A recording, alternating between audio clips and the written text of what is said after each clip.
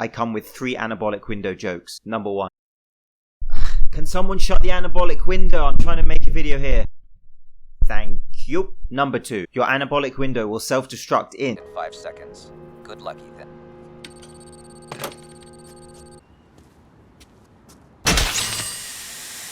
And number 3.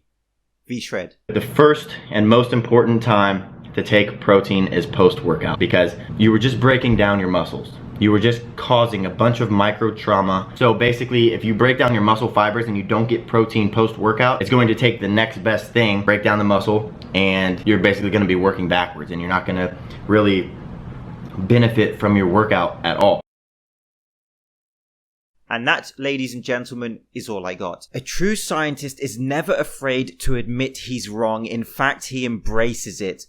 The essence of science is to seek the truth, period. There should be no ego in this pursuit. Always be curious, always be skeptical, always have an open mind. So when it comes to the post-workout anabolic window, this idea that you must intake nutrients, specifically protein, but other nutrients also, within a short period of time post-workout, otherwise your workout is not effective. Now, I have debunked this in a previous video. Please go and watch that. I will link it below, where I really do look at a lot of research into it and project that to you. But as a quick recap, in a nutshell, this is what I said, that nutrient timing is more nuanced than an anabolic window. There's more to it. And if you watch my videos, you'll understand how quick hacks are not really suitable for fitness goals. And an anabolic window, make no mistake about it, is a hack to try and increase the effectiveness of your training sessions and muscle hypertrophy. In terms of eating post-workout, your pre-workout meal will heavily affect your post-workout nutrition. If you are in a fasted state, the need for post-workout nutrients will increase. If you've had a pre-workout meal, the need for post-workout nutrients will decrease. It's kind of this, it's this balancing act. But here's the important thing. There is no specific anabolic window being immediately post-workout to up to about an hour post-workout where you must eat, otherwise your workout is ineffective. That is pure bro science. However, that does not mean you should not eat post-workout. I eat post-workout. There are many reasons why you might eat post-workout. If you're hungry, if it's convenient for you. And also it does cover your bases in terms of creating a net anabolic state. When we intake amino acids, we are increasing anabolism. Now, catabolism also increases. But throughout a day, if we're eating efficiently and effectively and training, etc., we can create a net anabolic state. I've made videos on that also. And that's just the common sense way to approach it. Now, I heavily referenced Schoenfeld and Aragon in my last video. And the purpose of this video is as an update for you.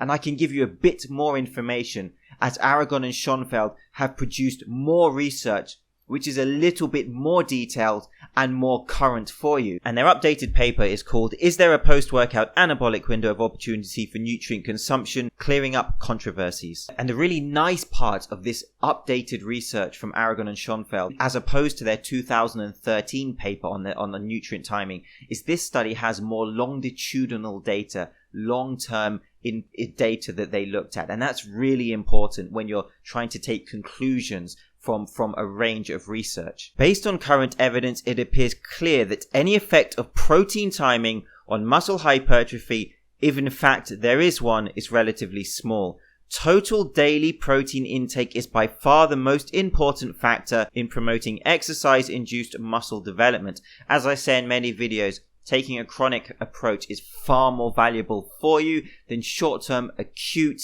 small part of the pie fitness hacks. Consuming protein post-exercise is important for muscular adaptations, but the window of opportunity is not as narrow as previously proposed, as muscles are sensitized to protein intake for at least 24 hours after a training bout.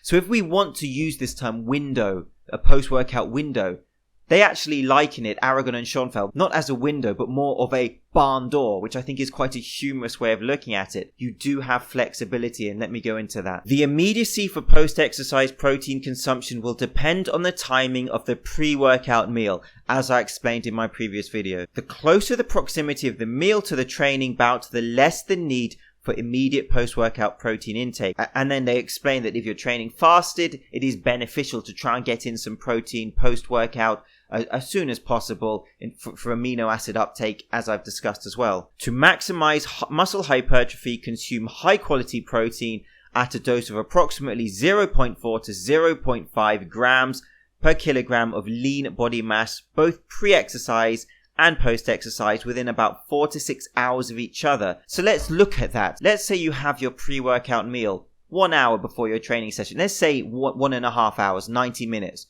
And let's say you train for 90 minutes. I'm being generous here. You're probably going to train for less than that. So when you finish your workout, it would have been 3 hours since you had your pre-workout meal. Now, according to Aragon and Schoenfeld, you would therefore still have several hours after your workout where you could eat in order to be effective for a net anabolic state. Therefore, you would have time to have a shower, get in your car, get home, you could prepare your food, and you could eat. Essentially, what I'm saying to you is there is no mad panic or rush. You don't have to consume protein immediately as you finish your last set.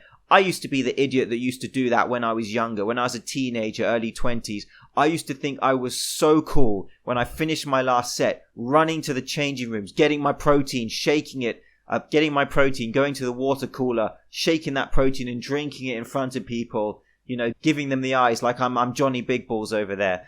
Was actually, you don't need to. Again, so this is a very quick video to update you and to again explain to you that the anabolic window, this short time frame, is bro science. However, of course, you can eat post-workout, but be aware that it's more of a barn door rather than a short-term window. I'm James Linker, Shredded Sports Science. I'll see you soon.